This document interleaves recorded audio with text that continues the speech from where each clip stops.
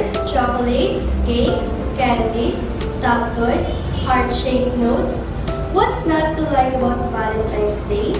This sweet celebration, which happens every year on February 14th, is all about spreading the love. Valentine's Day is celebrated annually on February 14, originated as a Western Christian feast day honoring one or two saints named Valentines. Valentine's Day is a significant cultural, religious, and commercial celebration of romance and romantic love in many regions all around the world. Valentine's Day always falls on February 14. Valentine's Day 2020 is a Friday. The end of the 5th century, Pope Gelasius declared February 14 as Saint Valentine's Day. Since then, February 14 been a day of celebration by both religious and romantic. Valentine's Day is a fixed day on the calendar, and the ancient Roman calendar included a mid-February holiday even before Saint Valentine's time. That holiday, called Lupercalia, celebrated fertility and may have included a ritual in which men and women were paired off by choosing names from a jar. In ancient Greece, people observed a midwinter celebration from the marriage of the god Zeus and the god Hera. Some historians wonder if the traditions may have influenced the way we now celebrate February 14. Saint Valentine's Day was a feast day in Catholic religion, added to the liturgical calendar in 500 AD. The day was commemorated for martyred saint named Valentines. Differing legends celebrated their different saints called Valentine or Valentinos.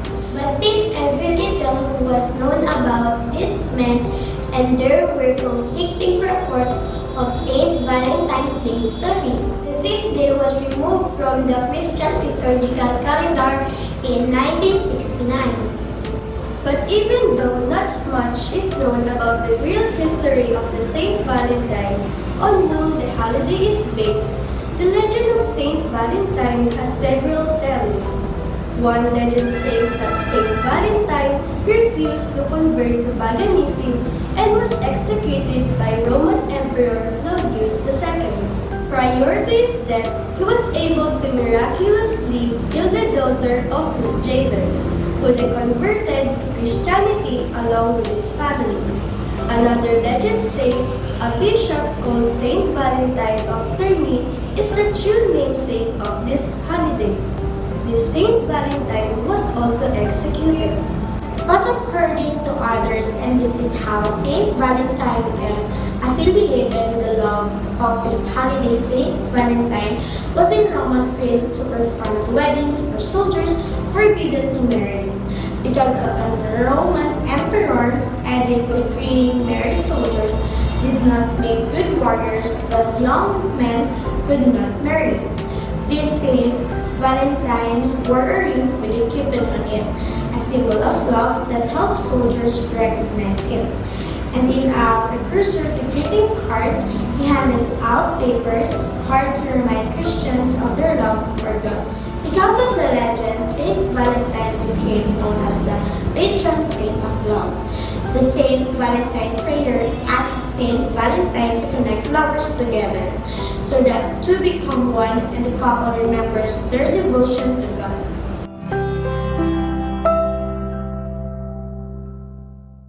Thank you, Anak TV. Thank you, IBC 13.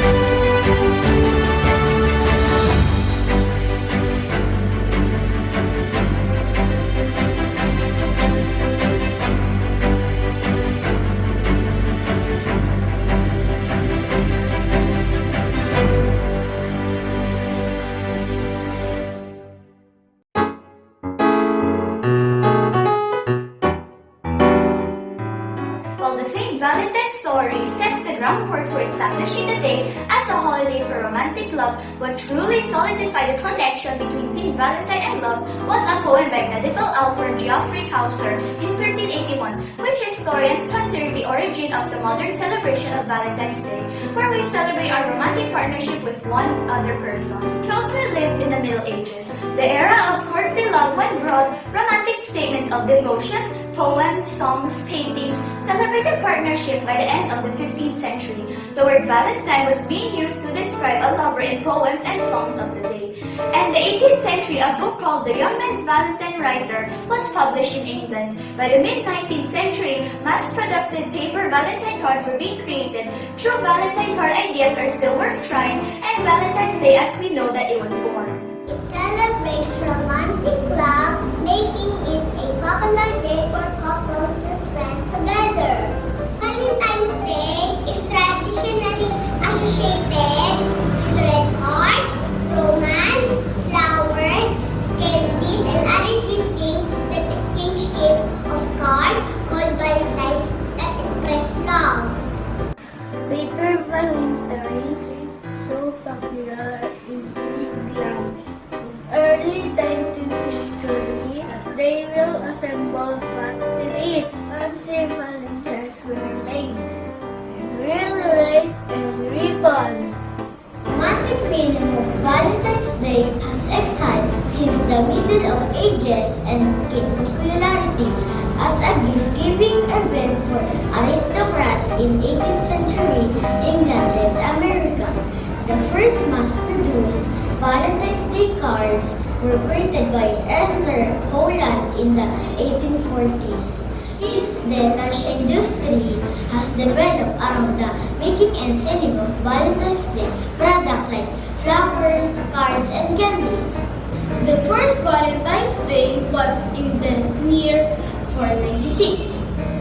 Having a particular Valentine's Day is very old tradition thought to have originated from a Roman festival.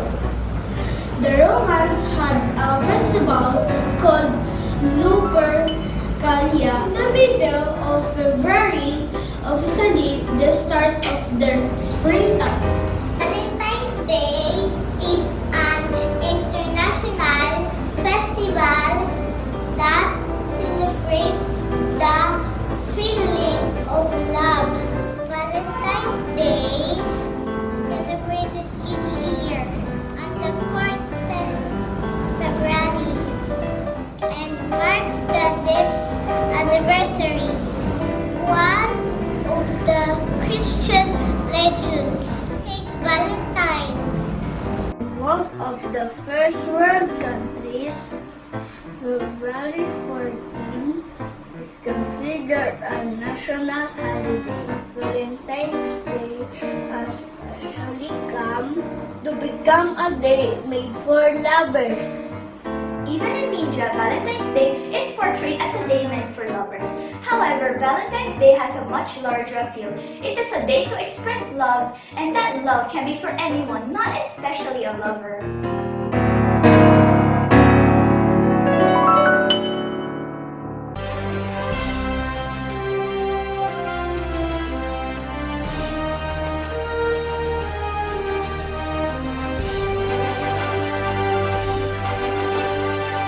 Sisimulan na natin ang pagbibigay ng mga trofeo.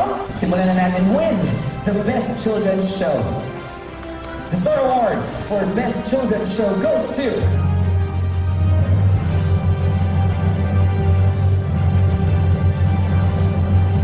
Talent Academy IBC 13. First of all, we would like to thank our Heavenly Father for this award. Thank you, Lord. This award is a symbol of all the blessings that we received since we started the journey till now. Secondly, to our families, okay, to my family, especially to my mom, Talent Academy production people, my AD, Justin Miguel, Pastor Editor Arvin Bullo, to all our parents, thank you for the support, for your unending support, and of course, to all my talented, versatile, and cute cast para sa ating lahat po. To our home network, IBC 13, especially to our sa ating lahat ito. This will inspire us to do more projects, more episodes, more segments that will give you more and educational, informative. Maraming salamat po. Show host goes to Anastasia Paronda, Janelle Guzman, Sandy Gabriel Miranda, at Fred Lawrence Bacay, Talents Academy, IBC 13. Maraming salamat po sa taas na nagbigay sa amin ng pagkakataon. Talents Academy, IBC 13, especially to Ms. Kat De Castro, TMPC Mabuhay, especially to Direct June Miguel. Maraming salamat po sa inyong lahat na nagtiwala po sa Talents Academy. Thank you, TNPC. Thank you, IBC 13.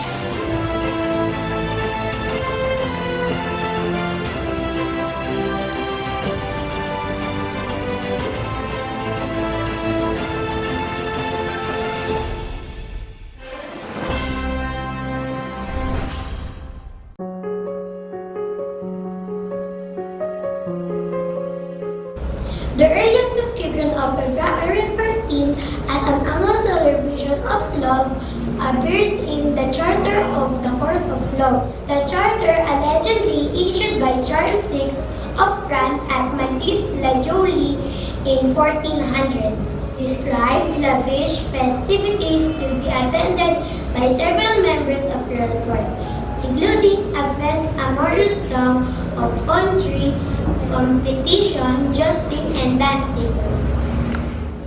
Amid this, the attending ladies would hear and rule on disputes from lovers. No other record of the court exists, and none of those named in the charter were present at Mates except Charles with Isabeau Bavaria, who many will have imagined it all while waiting out a play. In 1797, a British publisher issued the young man's Valentine Writer, which contained scores of suggested sentimental verses for the young lover unable to compose his own. Printers had already begun producing a limited number of cards with verses and sketches called Mechanical Valentines. With paper laced introduced 19th century. In 1835, 60,000 Valentine cards went by post in the United Kingdom, despite postage being expensive. The 19th century handwritten notes have given way to mass-produced greeting cards. In the UK, just under half of the population spend money on their Valentines, and around £1.9 billion was spent in 2015 in cards, flowers, chocolates, and other gifts. In 1868, the British Chocolate Company, Cadbury, create fancy boxes, a created box of chocolate in the shape of heart for Valentine's Day. Second half of the 20th century, piece of exchanging cards tended to all manners of gifts, such as giving jewelries. The U.S. Greeting Card Association estimates that approximately 190 million Valentines are sent each year in the U.S. Half of the Valentines are given to family members other than husbands or wife, usually to children.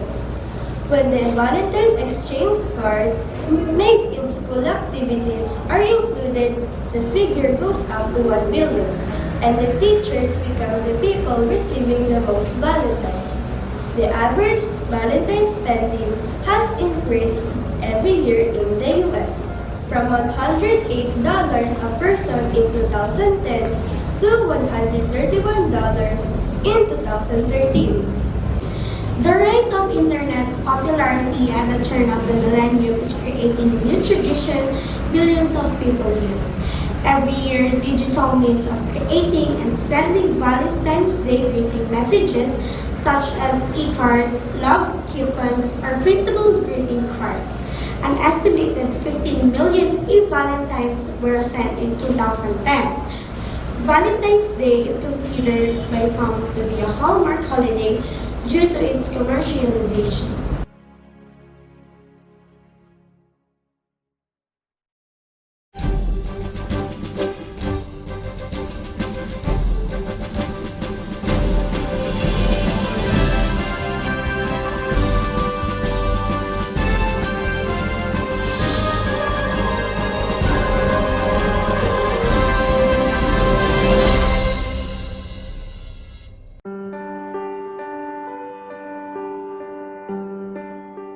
In the Philippines, Valentine's Day is called Araw ng Mana Puso in much the same manner as in the West. It is usually marked by a steep increase in the price of flowers, particularly red roses. It is the most popular day for weddings, with some localities offering mass ceremonies for no charge. Over the years and centuries, Valentine's Day has been a religious celebration, an ancient ritual day, and a commercial holiday. All that change means the meaning of Valentine's Day is truly whatever you want it to be. You can skip the celebrations completely, buy yourself some chocolates or flowers, or express your love for the people in your life, whether they're co-workers, romantic partners, friends, or family members. Some people love Valentine's Day and some people just love to hate it. Valentine's Day and Valentine's Day give are a relatively new way to celebrate as women stuck on Valentine's Day ideas for her and celebrate their love for their closest friends. Valentine's Day is about love. Love is about heart. The true origin of the heart shape may be more straightforward, since the human heart has long been associated with emotion and pleasure. The shape was eventually captured as a symbol of romance and medieval court love. Valentine's Day is a day for sharing our care to our loved ones, friends. While Valentine's Day does both a special things for lovers, it's meant for everyone. It's not just a day for passion. It's a day to say to them, my life is sweeter because you're in it. The Valentine's Day is a celebration of that feeling called love. Love between lovers may be the most celebrated kind. However, love of all kind is beautiful and thus needs a tribute to Saint Valentine, who gave away his life for the cause of love. Valentine's Day stands for love. This Valentine's Day, do not forget to express your love to those other people who are also important in your life. Look beyond the commercialization of Valentine's Day. This is the day to thank people, whosoever they are, and being there with you when you needed them. Let's start with thank your parents for the love that they have given you. Above every other kind of love in the world, thank them for making you the person that you are. Buy them gifts and write messages to them that would make them feel happy. Boxes with filled chocolates quickly became associated with holiday. On Valentine's Day, one should also thank their friends Friends are people who keep their faith in us even when everyone else seems to be losing theirs in us. Friends are those people who understand these problems of ours that our family, parents, or partners do not understand. Thus, every Valentine's Day, every person should date their friends, do things for them that they would like and appreciate and would make them feel good. Lastly, since Valentine's Day is all about love, one should make it a point to spread love around them. On this Valentine's Day, do something that would make people around you feel happy. Do something for the little kids around you who do not have anyone to take care of them. Similarly, a person can go to an old age home and do something for the old people who also do have anybody felt in the world to call their own. Valentine's Day is all about showing and expressing your love and doing things that will make someone feel that they are loved. Spreading love is what Valentine's Day is all about.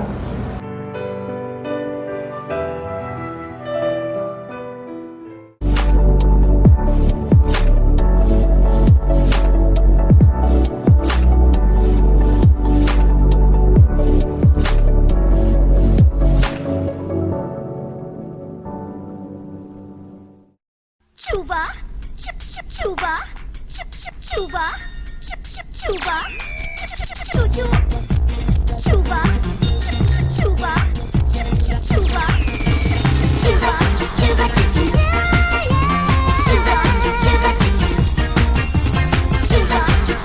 chuba, yeah yeah, chuba, chuba. Heaven, nasa heaven ako. Pag ika'y kumindat ay walang tinapat si Leonardo sa'yo. Chuba, langit, baby langit na to. Holding hands at a kiss, kiss a chick,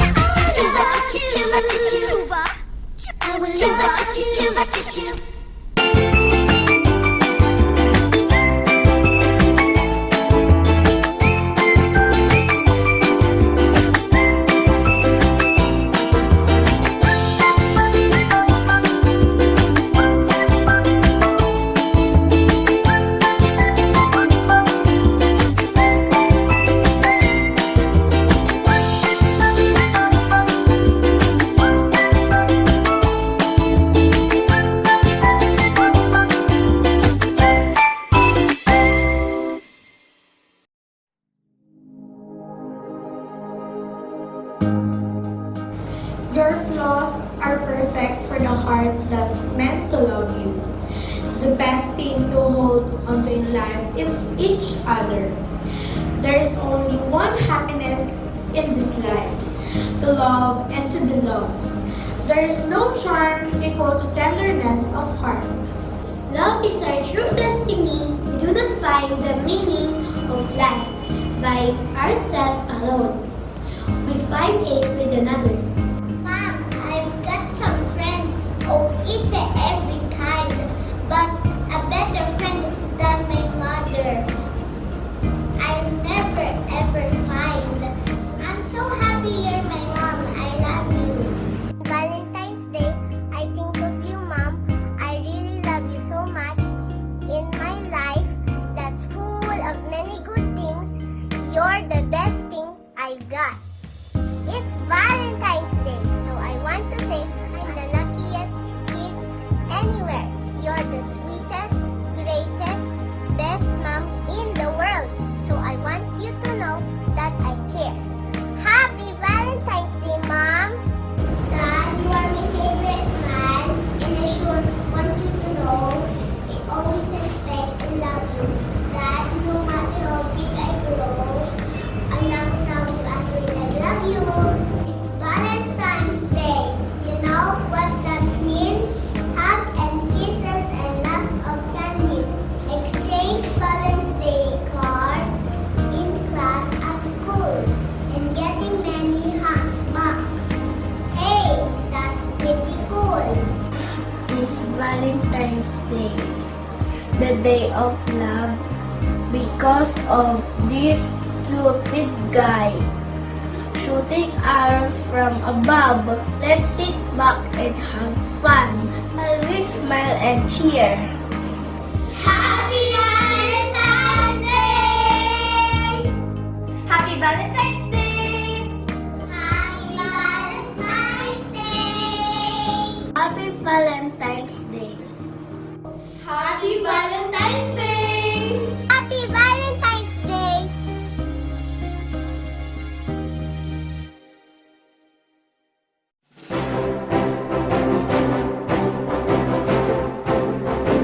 Gusto ko pong magsabi ng congratulations sa Talents Academy for winning the Best Children's Show at the 39th Consumer's Choice Awards. Sana marami pa tayong projects together kasi ang mga batang nasa Talents Academy ay talaga namang napaka-talented and they deserve more exposure. Congratulations!